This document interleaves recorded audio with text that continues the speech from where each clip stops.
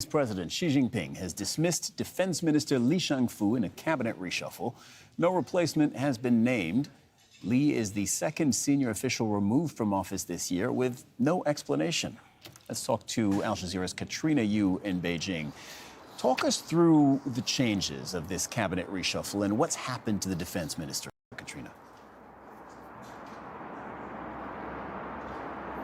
Well, state media announced on Monday that Li Shangfu was ousted from his post by presidential decree, and that order was approved by a top parliamentary body, the National People's Congress Standing Committee.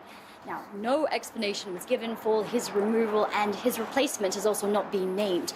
Now, this isn't a huge surprise. Li Shangfu has not been seen in public since appearing at a security forum in Beijing in August. And this former head of China's military procurement unit, he had only been appointed as defense minister in March, but he had become the face of China's rapidly expanding military diplomacy. Now, this announcement comes as Beijing is scheduled to hold a major regional forum, a major regional security forum next week, and that will be attended by delegations from more than 90 countries, including the United States. So all eyes are going to be on who will replace Li there, and also whether his replacement will be able to improve ties with the Pentagon. Li was sanctioned by the US in 2018 for his role in procuring weapons from Russia, and that was a major sticking point for China, and it played a part in the deterioration between the two militaries. So it's hoped that his replacement might be able to help that relationship. What about the former foreign minister? He's now been ousted entirely from the Chinese cabinet.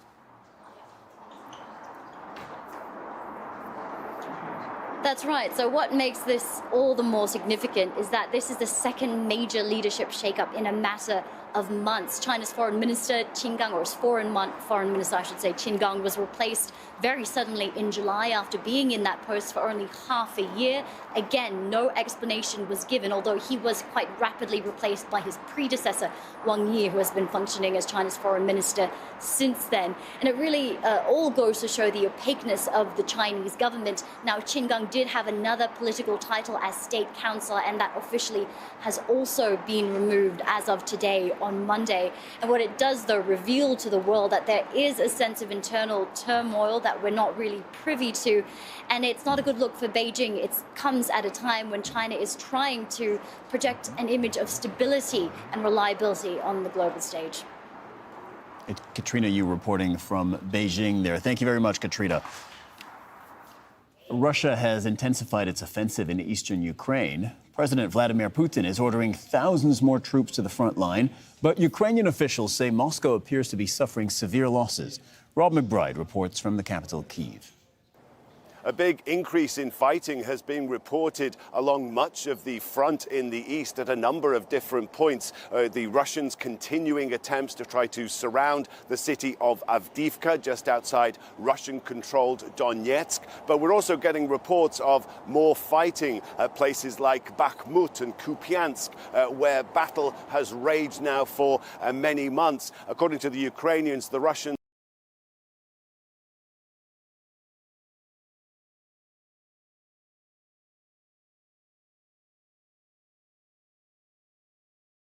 once again seeming to have adopted this tactic of sending in waves of infantry, accepting, it seems, very high casualties in return for very little being gained in terms of territory. As this push continues, President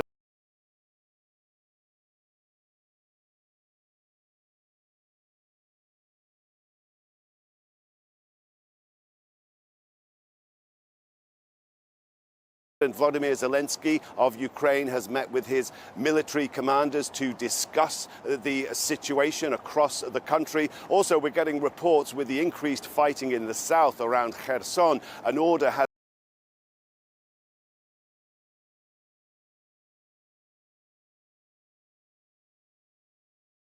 now been given for the evacuation of 800 children from frontline settlements there. Rob McBride.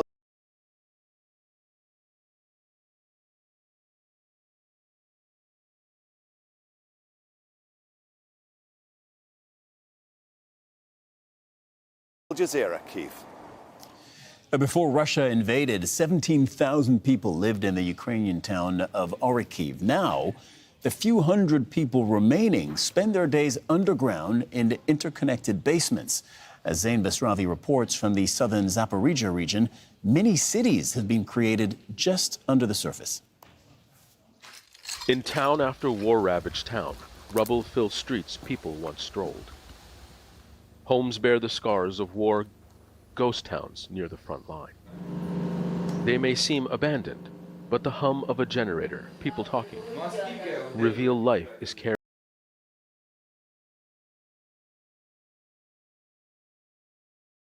carrying on underground. As you can see, we're being shelled constantly. We tell people not to stay outside in groups. They should stay indoors or come here. People are living in other basements around the city, but they're not as safe as this one. Offering public services, albeit scaled down, is about preserving dignity, something war strips away. A moment to reflect brings back a memory of a friend, he says, who died exactly 1 year ago to the day. This is one of the only buildings in town that still has running water, which means there are hot showers, and over here there is a fully functioning laundromat service. And if you walk into the next room,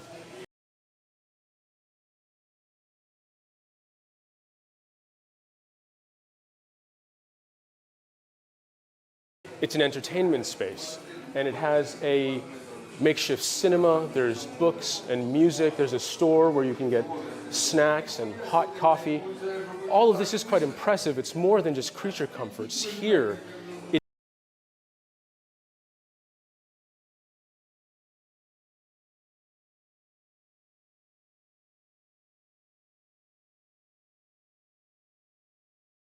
is a luxury considering we're just about a kilometer from Ukrainian trench positions. A little bit of normal life in the middle of war, a place to see